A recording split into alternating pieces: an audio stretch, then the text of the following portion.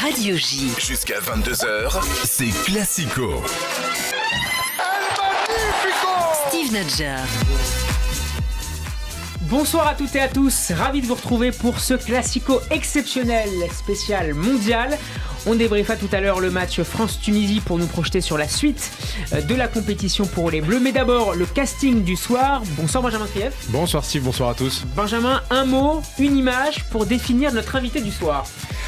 Oh là là, alors pour définir notre invité du soir, moi je garde en souvenir de lui son énergie sur le bord du terrain et le fait toujours de le voir haranguer ses joueurs, ça m'a toujours impressionné. Donc voilà, je le vois très calme pour l'instant, donc ça va. Bonsoir également à Alexis Bien. Salut Alexis. Salut, bonsoir à tous. Même question pour toi, que t'inspire le parcours de notre invité dont on ne va pas tout de suite révéler le nom? Ah bah beaucoup d'admiration. Moi mon premier souvenir marquant, c'est son premier titre avec Monaco, puisqu'il n'était pas attendu aussi haut quand il est arrivé, et c'était voilà, il a fait un super championnat, une équipe qui jouait bien au foot, donc c'était vraiment le basculement, et c'est toujours ça génial et intéressant. Un invité donc exceptionnel ce soir dans Classico. C'est un immense honneur de vous recevoir ce soir pour nous parler de votre parcours de joueur d'abord, puis d'entraîneur, et puis pour évidemment nous plonger sur le début de parcours de l'équipe de France dans cette Coupe du Monde. Claude Puel, bonsoir. Bonsoir. Et merci d'avoir accepté notre invitation ce soir dans Classico à l'occasion de la sortie de votre autobiographie intitulée Libre, 50 ans de football. C'est publié aux éditions Solar. Depuis quand ce projet trotte dans votre tête, Claude Puel? Pas très longtemps en fait. Je commençais sur après Southampton, un petit peu après Leicester, et puis après Saint-Etienne, j'ai terminé. Auparavant, on m'a proposé plusieurs fois de faire ma bio. Après, dans un premier temps, je ne savais pas si ça pouvait intéresser. Ouais. Et puis, dans un deuxième temps, je me suis lancé, mais avec la volonté de l'écrire par moi-même. Pourquoi c'était important pour vous?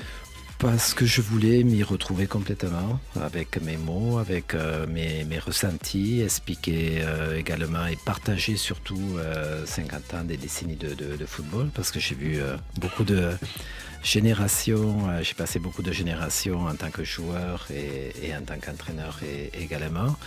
Et voilà, ça me permet de faire un retour sur mes clubs également, mon enfance, les clubs où je suis passé, pourquoi j'ai pu mettre en place tel projet sportif ou tel autre, selon où en était le club à ce moment-là. Et voilà, c'est partager une passion avec des supporters, des clubs où je suis passé, avec des éducateurs, avec des passionnés de football. Et c'est un bonheur de lecture, je me suis absolument régalé du début jusqu'à la fin du livre. Chers auditeurs, Classico est à suivre sur radioj.fr et en vidéo sur Twitter, TikTok et Twitch. Émission également disponible sur la page YouTube de la radio. Classico saison 3 épisode 78, c'est parti. Radio J. Radio J. Jusqu'à 22h, c'est Classico. Radio J. Steve Nadjar. Claude Puel, vous avez choisi Libre comme titre de votre livre, la liberté d'agir, la liberté de penser, la liberté de défendre vos convictions, qui est clairement l'un des fils rouges de votre vie, de votre parcours de sportif comme joueur et comme entraîneur. Et en même temps, en vous lisant, on mesure bien que vous êtes dans le même temps un homme très fidèle à un club, d'abord comme joueur et comme entraîneur ensuite à Monaco, même si vous avez dû ensuite le quitter. Puis vous dites libre également, mais en même temps vous êtes très soucieux du bien-être de votre famille. On le voit très vite à Monaco, puis à Lille, puis dans des projets notamment à Shanghai. À chaque fois, qu'est-ce que va en penser ma famille? Est-ce que ma famille va se sentir bien dans le nouveau club où je pourrais m'installer? Oui, je pense, une famille, j'ai besoin de ma famille autour de moi pour me réaliser et que tout le monde se sente bien également. Il n'était pas question de quitter Monaco, tout le monde était né à Monaco, sauf moi, et ils n'avaient connu que Monaco, et c'est vrai que c'était intéressant pour eux de connaître une autre ville comme Monaco, un autre pays, et puis également de mener tout de pair, une vie familiale également, et puis une vie sportive et une vie professionnelle. La liberté, mais pas que. Il y a aussi un engagement à certaines valeurs. Les libertés, bien sûr. C'était liberté par rapport, je pense avoir été un privilégié jusque-là d'avoir exercé dans les clubs comme je le voulais. J'ai jamais trop accepté qu'on soit intrusif dans mon travail. J'ai eu beaucoup de responsabilités dans mes clubs où, à part Monaco, j'ai toujours eu un rôle de manager, à m'occuper Notamment à Lille. Oui, à Lille et tous les clubs qui ont suivi pour m'occuper des gamins jusqu'à l'équipe professionnelle. C'est quelque chose qui m'a passionné. Ça m'a permis de mettre des politiques en place, de les adapter au club où je suis passé. Et c'est vrai que c'était pas du court terme pour moi parce qu'il a toujours été important d'avoir en tête de développer, d'essayer à aider de développer le club dans sa partie sportive comme dans ses structures. Et voilà, c'est quelque chose qui m'a toujours animé. Alors, l'une des premières surprises du livre, c'est que vous n'étiez pas au départ a priori destiné pour le foot. Vous êtes dans une famille plutôt de passionnés de rugby, mais votre talent technique va vous permettre de vous distinguer. Vous participez à plusieurs concours, notamment vous êtes très doué en matière de jongle, et ça se remarque. Vous participez à des concours, vous y rencontrez notamment de futurs pros comme Daniel Bravo et Laurent Rousset. Est-ce que déjà, à ce moment-là, vous pressentiez que vous pourriez avoir une carrière de pro dans le foot ? Non, pas spécialement.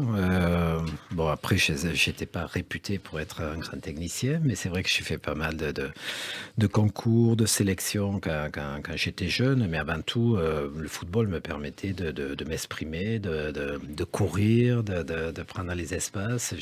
J'avais un gros physique, je pouvais répéter les efforts, courir longtemps. Et c'est vrai que j'avais besoin de me dépenser. Alors, il y avait... souligner le tempérament un petit peu sanguin sur le banc et puis sur le terrain aussi pour ceux qui m'ont connu et qui se rappellent un petit peu. Mais c'est vrai qu'en dehors, j'ai toujours été un petit peu posé. C'était un peu ambivalent chez moi, comme à l'école où je dormais. En termes de scolarité, prof de maths, il a été tout étonné de savoir à l'époque, à 15-16 ans, j'étais en équipe de France Cadet et il ne le croyait pas parce que je dormais en classe et il ne pouvait pas penser que je pouvais m'exprimer autrement qu'en dormant. Alors ce tempérament... Vas-y, Benjamin. Vous racontez que dans votre livre, c'est votre grand frère qui vous a donné ce modèle de castagne pendant les matchs ou après ou pendant et et après d'ailleurs. Mon frère était assez filiforme, c'était pas une caisse comme on dit, mais bon, il savait se faire respecter et puis il y a peut-être de temps en temps il en a abusé, oui, mais enfin bon, moi j'étais plus à retenir mon papa qui voulait en découdre sur quand j'étais gamin qu'autre chose. Mais c'est vrai que je viens d'un pays du rugby, je continue à soutenir le CO. Et puis voilà, c'est vrai que c'est un peu particulier, mais encore une fois, que ce soit dans ma carrière de joueur professionnel ou même d'entraîneur de Ligue 1, jamais je me suis prédestiné ou j'ai eu une vision pour arriver à ce niveau-là, quoi. Alors ce tempérament s'exprime d'abord donc sur le terrain. Je parlais de Daniel Bravo que vous avez rencontré très jeune. Vous allez le retrouver un peu plus tard à Monaco et vous racontez dans le livre que parfois, même si Daniel Bravo était par ailleurs très charmant dans les vestiaires, sur le terrain, ça chauffait un peu entre vous parfois. Oui, bien sûr. Je raconte ces petites anecdotes parce que c'était... Daniel, c'était le petit prince hyper doué, le petit prince du football. Et c'est vrai que on se titille, on se chamaillait. Je raconte une petite anecdote avec lui, mais voilà, où on s'est pris, que ce soit l'entraînement, que ce soit un match. Vous charriez, quoi. Oui, charrier, mais dur. Voilà, c'était limite, quoi. Mais c'est quelqu'un de charmant, c'est quelqu'un lui aussi qui est un petit peu ambivalent entre comment il se présentait sur le terrain et ce qu'il était dans la vie de tous les jours. Alors très vite, donc vous arrivez en 77 à Monaco, c'est votre nouveau chez vous, c'est le titre du chapitre consacré à Monaco, joueur et entraîneur.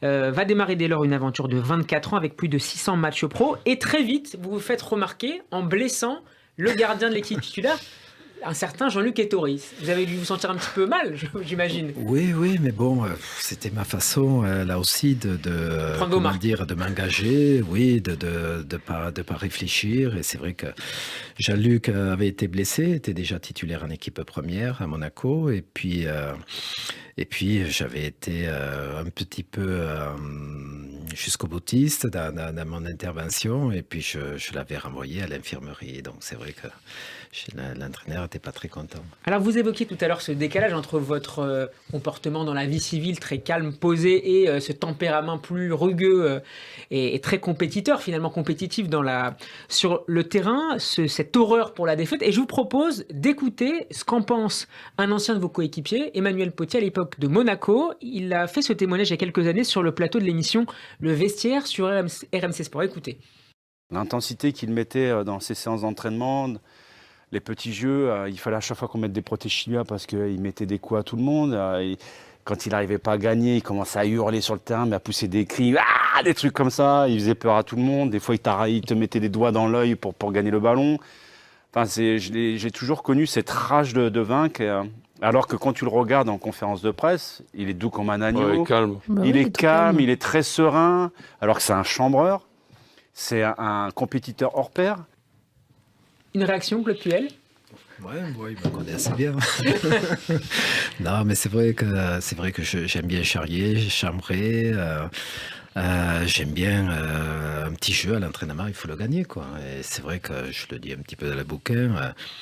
Mon épouse, quand je rentrais à la maison, savait si l'entraînement, petit jeu, je l'avais gagné ou pas, quoi. Et si j'avais perdu, il fallait pas m'adresser la parole. Et en même temps, par la suite, vous l'expliquez dans le livre, vous ne compreniez pas toujours, et vous avez mis un peu de temps à le comprendre par rapport aux joueurs que vous allez entraîner par la suite, que tous vos joueurs n'aient pas ce même tempérament de grands compétiteurs, cette horreur de la défaite que vous aviez ancrée depuis le début de votre carrière. Oui, c'est pas de pas comprendre, c'est-à-dire que j'acceptais pas ce fait-là, qu'on puisse pas avoir ça en soi, au fond de soi, et d'être un compétiteur, et surtout quand on veut épouser une carrière professionnelle.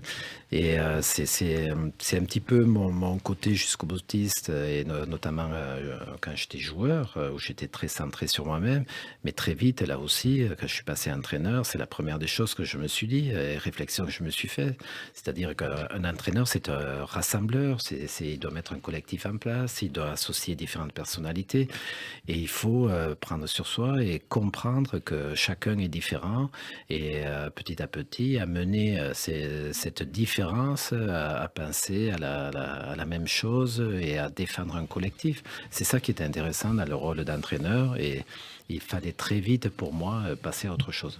Benjamin et Alexis, sur cet aspect compétiteur et cet amour de la victoire, finalement. Mais Claude Puel, il paraît que lorsque vous étiez entraîneur, vous participiez aussi aux jeux avec vos joueurs, justement les petits jeux à l'entraînement, et pareil, vous essayiez là il y avait même peut-être des petits accrochages, je sais pas avec eux, mais en tout cas il paraît que vous participiez beaucoup aux jeux avec eux. Oui, je participais aux jeux. Pendant longtemps, j'ai eu un très bon physique. En fait, j'ai arrêté vers 34-35 ans, mais j'aurais pu continuer bien plus. Pendant 2-3 ans, je suis resté le meilleur physique. Je passais les tests, je suis resté le meilleur physique du groupe. Et c'est vrai que j'aimais bien participer aux petits jeux. Et des fois, là aussi, il fallait que je me raisonne. Je dis, bon, t'es entraîneur, calme-toi. Parce que je m'allumais, j'étais dans l'action et tout. Et donc, même dans la préparation d'avant-saison, on prenait le vélo, on a monté des différents cols du Tour de France, et bon, on se tirait la bourre avec les joueurs, et la première année j'ai gagné. Après ils ont mis une tactique en place pour me battre, voilà. Alexis, justement, d'un point de vue management par rapport aux joueurs, est-ce que dans votre façon de coacher, le fait d'avoir toujours un physique de professionnel et de pouvoir les devancer, est-ce que ça avait un rôle? Est-ce que ça a induit des choses qui ont poussé les joueurs à se dépasser et à arriver vers la mentalité que vous souhaitiez? Ou c'était involontaire et du coup vous avez avancé comme ça? Non, mais il y avait une petite pensée pour dire, bon, si l'entraîneur le fait quand même, le joueur doit arriver à le faire aussi. Non, mais c'est vrai que ça a été important pour moi aussi, au-delà de tous les aspects techniques, tactiques également, mais quand c'était possible de développer le physique des joueurs. Parce qu'en fait, quand on développe un joueur ou quand on l'amène dans une carrière professionnelle, il y a beaucoup d'anecdotes d'ailleurs dans le bouquin de joueurs qui passaient à côté d'une carrière et qui ont été relancés un petit peu comme ça. Notamment Costinha. Oui, non, mais Costin, mais il y a des dizaines de joueurs, je dirais, qui dans le bouquin que je cite, que je raconte l'histoire parce que c'était vraiment édifiant, où on réhabilite des joueurs, on les relance dans leur carrière, et qui sont en échec à un instant donné parce qu'il leur manque un peu du travail technique ou du travail tactique ou mental ou physique, chacun est différent. Et c'est ça qui est intéressant à développer chez un joueur pour l'amener à du très haut niveau. Et donc, je m'employais, comme les autres parties, physiquement, pour certains, à leur donner, par exemple, j'avais Benarbia, quand j'étais entraîneur adjoint à Tigana. Il s'entraînait avec le 4e groupe, avec les gardiens. Oui, il était avec les gardiens, donc il trottinait, il marchait, quoi. Et donc, c'était pas possible pour un meneur de jeu. J'allais pas lui apprendre le ballon, parce que c'était un talent extraordinaire. Mais par contre, il fallait répéter les efforts, être efficace, et pouvoir tenir des matchs, et puis jouer tous les 3 jours, parce qu'on faisait des Coupes d'Europe. Donc c'est vrai qu'à la fin de la saison, il était dans le premier groupe. Il avait un potentiel énorme et il a complètement éclaté parce qu'il a une dimension physique qu'il acquiert et qui lui manquait. C'est pour ça que chacun est différent et chacun a besoin de quelque chose de différent pour pouvoir arriver au haut niveau. Alors vos performances de joueurs, on y revient, vous amène à être sollicité par le Paris Saint-Germain et l'Olympique de Marseille. Vous restez finalement à Monaco. Bien vous en a pris puisque vous avez fait une rencontre qui a beaucoup compté dans votre vie, celle d'Arsène Wenger à partir de 1987 qui devient l'entraîneur de Monaco. Qu'est-ce qu'il a changé dans votre approche du football ? Je l'ai eu 7 ans à Monaco, donc il est resté un moment et puis c'est marquant. Et comme moi je bougeais pas, on était ensemble. Mais c'est vrai que c'était encore un jeune entraîneur et c'était particulier, c'était fort déjà de la part du président Campora à l'époque. Président de l'AS Monaco, d'avoir fait confiance à Arsène Wenger parce qu'il a été pris alors qu'il était entraîneur de Nancy. Nancy est descendu en 2e division, mais il a continué à faire confiance à Arsène Wenger pour le faire venir. Ceci dit, dès le début, il vous met sur le banc et vous allez le voir en lui expliquant que d'une manière ou d'une autre, vous finirez par regagner cette place de titulaire. Vous étiez déterminé. Oui, mais c'est normal. C'est déjà quelques saisons où j'étais stabilisé en un milieu défensif et j'étais un titulaire. Et c'est vrai que dans sa conception, pour lui, c'était une vraie remise en question. Je n'étais pas un titulaire. Donc, comme j'étais très polyvalent, je jouais de partout. Je faisais 26, 27 matchs titulaires dans la saison. Mais ça me rassasiait pas. Ça me convenait pas. Et je voulais être le titulaire. Et c'est vrai que j'ai eu une petite discussion, petite altercation. Et lui aussi, vous l'avez taclé à l'entraînement, faut le dire à nos auditeurs. Pas pour ça, mais j'ai il s'est fait mal. Oui, il s'est fait mal. Je ne dirais pas que je lui ai fait mal, il s'est fait mal. Mais c'est vrai que lui aussi, je participais à un petit jeu, il a pris un soleil et il est resté les bras en croix sur le terrain, dans la neige à Monaco, ce qui était très rare pour le signaler.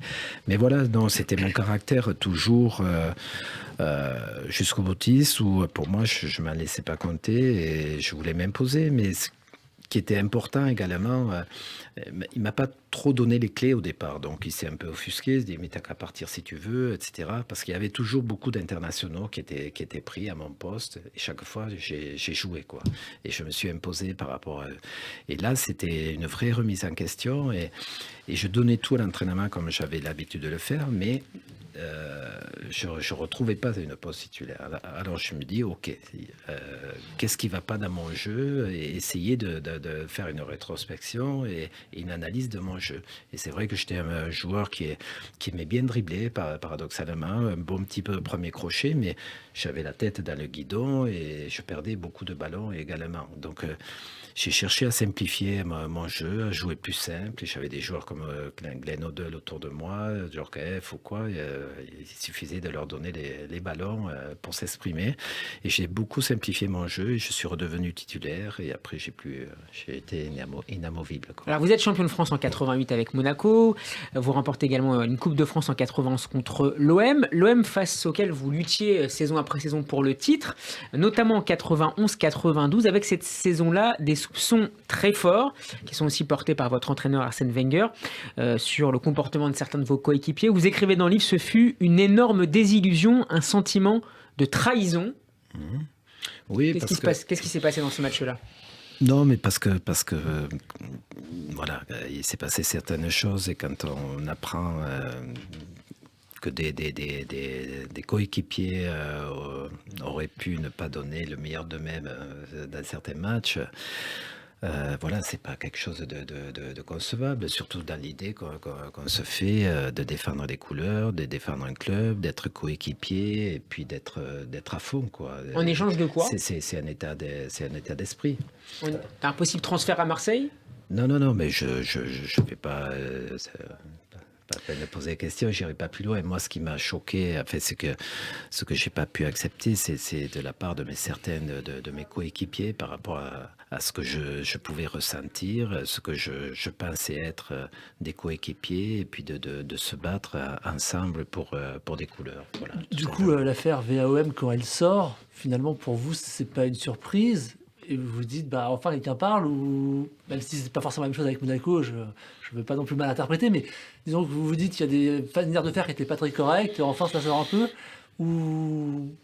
Mais non, c'est simplement une affaire qui est Parce qu'il y en avait forcément d'autres, a priori, qui est venu corroborer certains gros soupçons, tout simplement. Voilà. Alors, l'un des grands moments de l'ère Wenger à Monaco, ce sera ce très beau parcours en Ligue des Champions en 1993-94. Monaco qui avait remplacé cette saison-là l'Olympique de Marseille, suspendu après l'affaire VAOM. Vous serez finalement éliminé en demi-finale par le Grand Milan de Rijkaard, Gullit ou encore Savicevic. On va écouter un extrait de cette épopée européenne. C'est le match précédent, celui contre Barcelone. Monaco-Barcelone, et c'est Thierry Roland et Jean-Michel Larquet qui sont aux commentaires sur TF1. Inspiration Guardiola. Ce ballon de Nadal, loin devant pour quelle erreur! Stoïkov. Oh, quelle erreur! Oh, et quelle voilà erreur.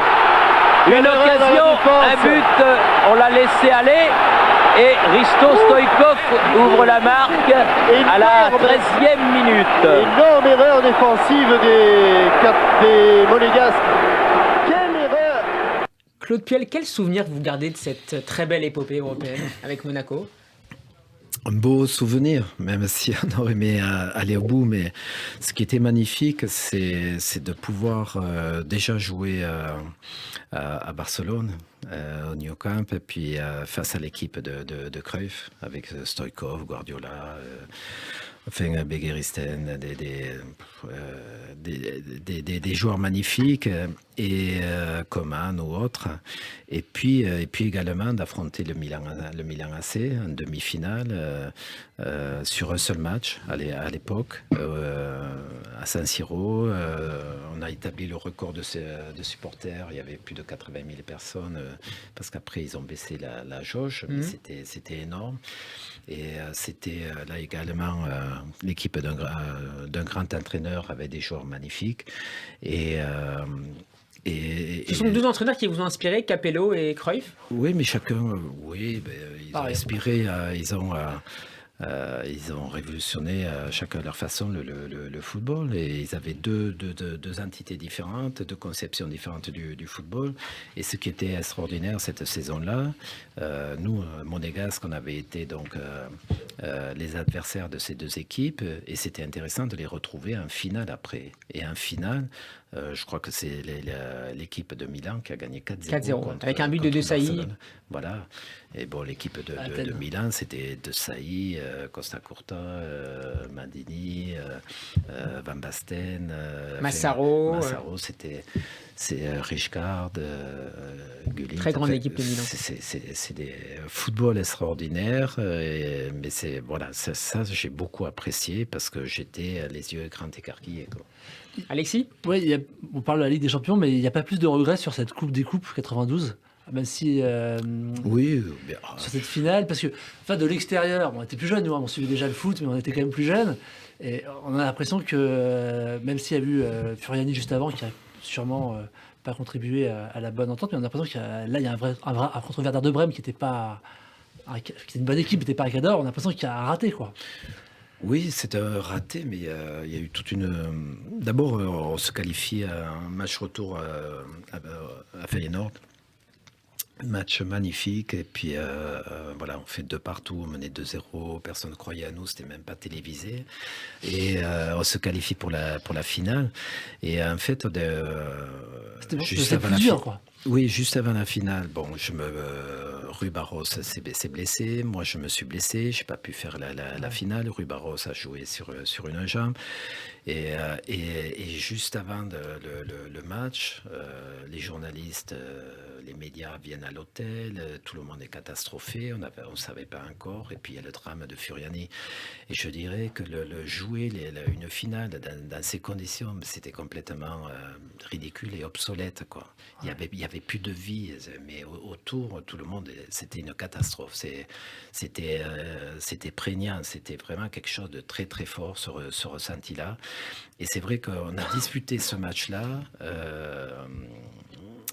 à Lisbonne, dans un stade de 120 000 places, et il y avait 15 000 spectateurs. Ce qui paraît fou aujourd'hui. Voilà, c'était un truc de fou. Et les supporters monégasques et du Werder, ça faisait 15 000 spectateurs dans un stade de 120 000. Enfin, il n'y avait rien pour faire un grand match, quoi. Et c'est vrai que cette année-là, avec le drame de Furiani, nous étions en finale de la Coupe des Coupes. Nous étions à la lutte dans les derniers matchs avec l'Olympique de Marseille pour le titre, et nous étions déjà qualifiés pour la finale de la Coupe de France. On pouvait tout avoir. Le premier triplé. Et finalement, on s'est retrouvés sans rien. Mais bon, c'est peu de choses, encore une fois, par rapport à ce qui s'est passé à Furiani. Alors, à votre grande surprise, même si une promesse de reconversion vous avez été dans un premier temps faite, vous intégrez à la fin de votre carrière le staff de Jean Tigana, le nouvel entraîneur de l'ASM, et vous vous êtes occupé notamment des jeunes, notamment d'un certain Thierry Henry, qui au départ pêchait un peu dans la finition, et vous l'avez aidé à travailler sa fameuse frappe célèbre. Oui, non, mais c'était... voilà, je commençais préparateur physique, puis très vite, Jeannot Tigana m'a permis de diriger des séances, sur le plan technique également. Et puis, il voulait faire un groupe assez resserré de joueurs, et de 18-19 joueurs. Et je lui avais soumis l'idée de prendre pas mal de jeunes de la réserve qui me semblaient avoir un très gros potentiel, et ils pourraient s'en servir. Ils auraient l'habitude de s'entraîner avec l'équipe pro. Je leur donnais des séances supplémentaires. J'allais les suivre avec la réserve pour voir et continuer à leur donner des corrections.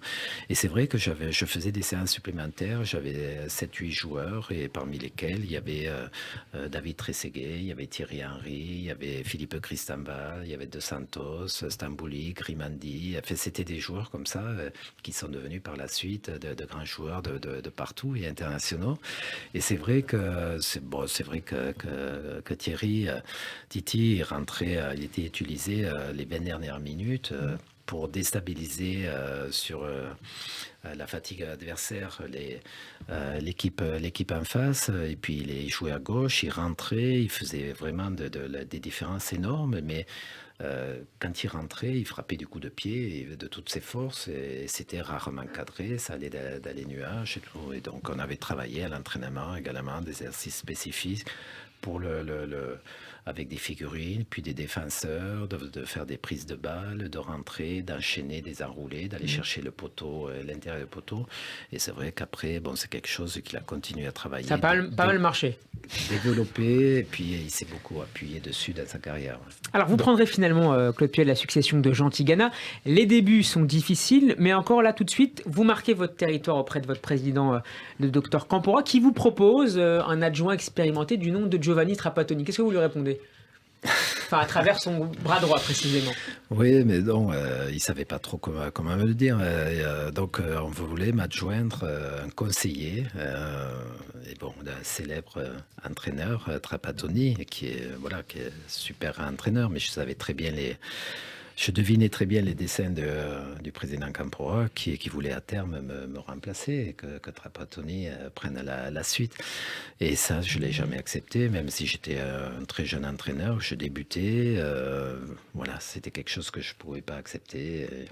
Et j'avais fait une petite pointe d'humour avec le bras droit du président pour lui dire que moi je n'en avais pas besoin et qu'il ne mettrait jamais les pieds tant que je serais là sur le terrain ou dans les vestiaires. mais qui pouvait très bien le prendre comme conseiller. Ouais. Alors vous imposez progressivement vos choix, notamment le remplacement de Sabri Lamouchi en milieu défensif. Il est devenu votre leader, écrivez-vous, et vous serez champion de France en 2000 avec une très belle équipe, notamment composée de David Trezeguet. On va écouter un extrait de cette saison. C'est le premier match de la saison de Monaco contre Saint-Etienne et c'est David Trezeguet qui va scorer. Bientôt la demi-heure, un but partout entre ces deux équipes. Si vous êtes arrivé en retard, si vous avez manqué quelque chose, si vous êtes abonné à Canal+ en numérique, vous avez les blocs-notes à votre disposition. Attention à la sortie d'Alonso, le contre favorable pour Trezeguet et le deuxième but. Monaco qui mène 2-1. Avec la voix du regretté Thierry Gilardi. Trezeguet, formidable buteur, mais ajoutez-vous, fort caractère, difficile à gérer au quotidien. Oui, bien, difficile. Tous les grands joueurs ont un certain ego, un certain caractère, il le faut. Après, il faut toujours essayer, notamment quand les joueurs sont en apprentissage, ils sont encore jeunes, de prendre le bon pli, la bonne mesure. Et c'est important de leur donner quelques repères. Ouais. Alors ça va finalement mal se terminer à Monaco et vous notez l'influence négative de certains cadres que vous ne nommez pas dans le livre, mais on comprend qu'il s'agit notamment d'un ancien attaquant italien du Paris Saint-Germain. Vous attendiez à quitter Monaco un jour ? Non, parce que je ne m'étais pas programmé encore une fois pour être entraîneur de première division et puis voyager, partir.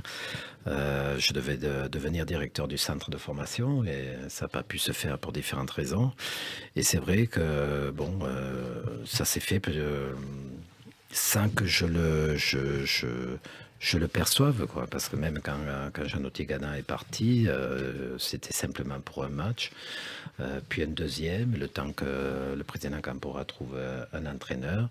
Et même par la suite, je dirais que Monaco jouait tout dans les premiers rôles, avait un effectif de folie, des grandes vedettes, et avait toujours un entraîneur un petit peu emblématique, et que moi, je ne représentais pas pour le président quelqu'un de sexy ou assez important pour entraîner l'AS Monaco. Alors vous rejoignez ensuite Lille, là-bas tout est à construire véritablement, et vous faites malgré tout progresser l'équipe, notamment grâce à des recrues. Je pense notamment à Mathieu Bodmer, à qui vous rendez un très bel hommage dans le livre, et qui vous a dit ça, c'est une très belle phrase. Je bataillais, je vous cite Claude Puel, je bataillais pour le rendre compétiteur. Ma plus grande récompense a été de l'entendre me dire, vous savez coach, avant vous, perdre ou gagner ne me faisait rien. Mais là, bon, après une défaite, j'ai les boules, pas longtemps, mais ça me fait quelque chose. C'est un enfant de l'école Claude Puel, ça. Ouais, mais bon, c'est vrai que Mathieu, il a fallu un petit peu le piquer, parce qu'après, il avait beaucoup de caractère, il avait du répondant quand on le piquait. Mais c'est vrai qu'il s'est installé très vite dans un certain confort, et pour lui, sa référence au football, c'était de créer des arabesques, des gestes techniques, des choses qui mystifiaient l'adversaire. Et d'ailleurs, pour la petite anecdote, c'est un excellent basketteur également. Il manie le ballon, c'est extraordinaire, il dribble.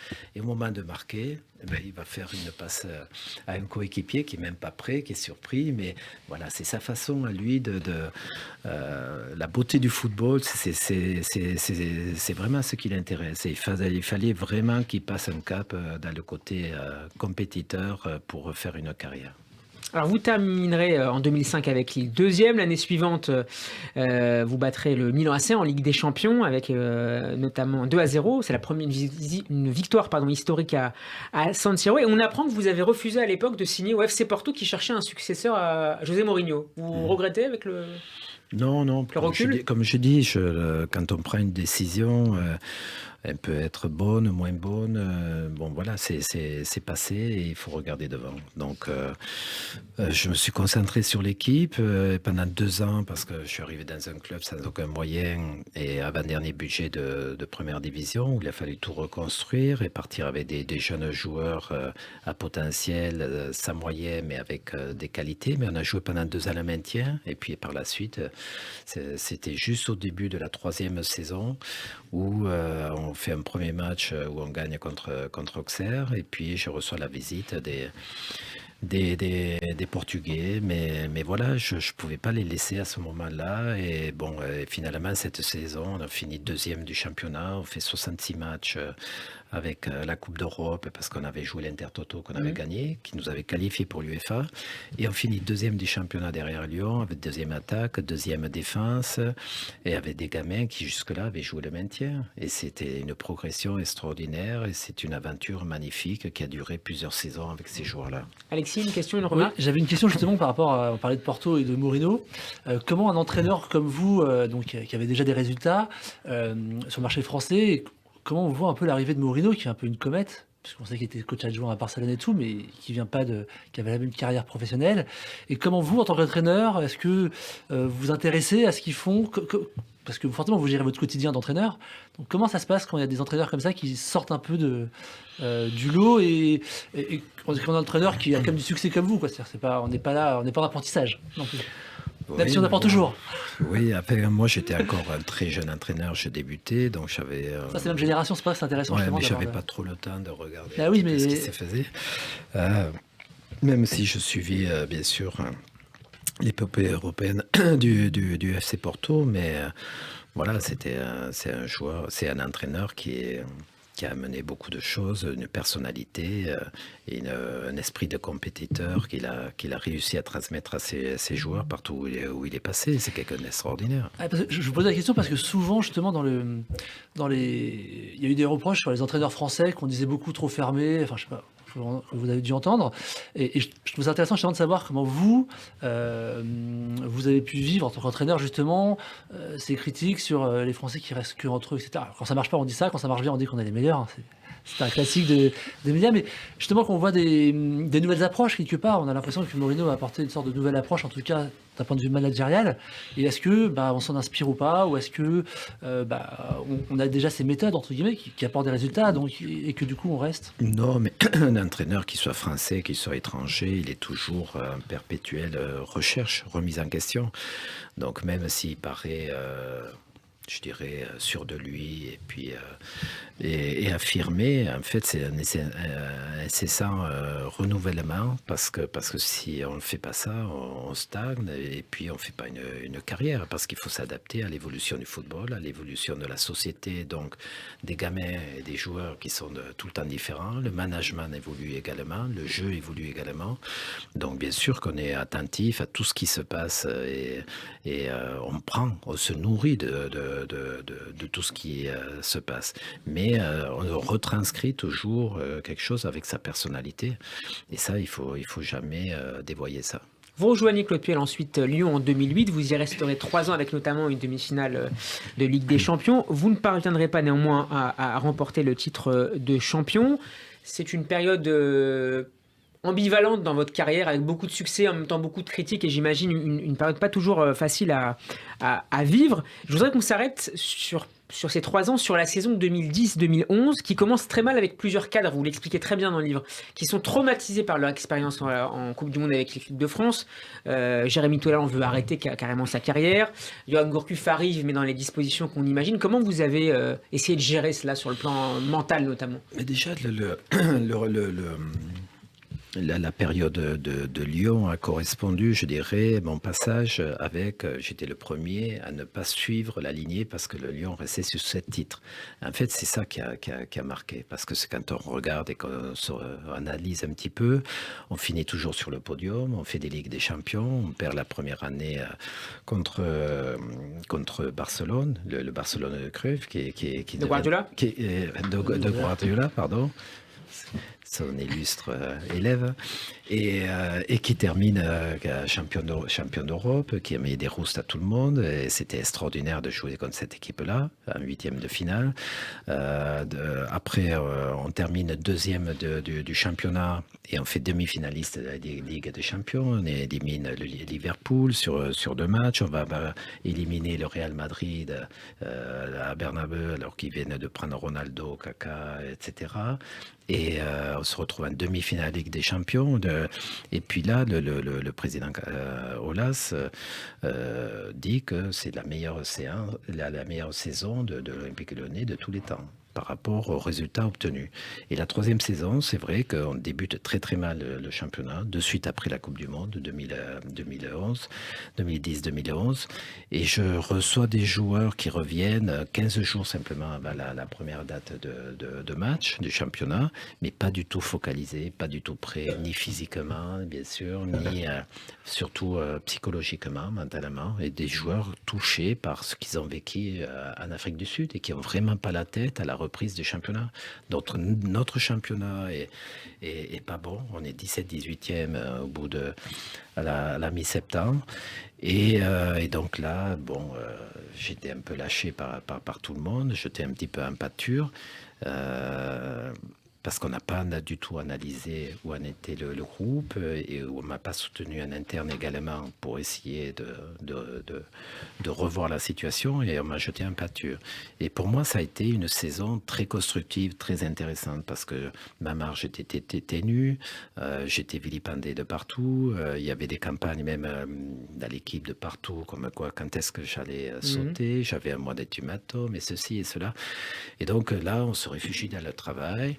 Et comme on sait que la marche est très, très, très fine, on essaie de ne pas perdre ce qui reste de respect de la part des joueurs. On les remet petit à petit dans le coup, on fait attention à eux. Et puis on est revenu pour terminer 3e du championnat, de nouveau faire les Ligues des Champions, se faire éliminer en 8e contre le Real Madrid de José Mourinho. Mais enfin, on fait une saison très, très honorable et surtout encore une qualification européenne dans des conditions très très difficiles.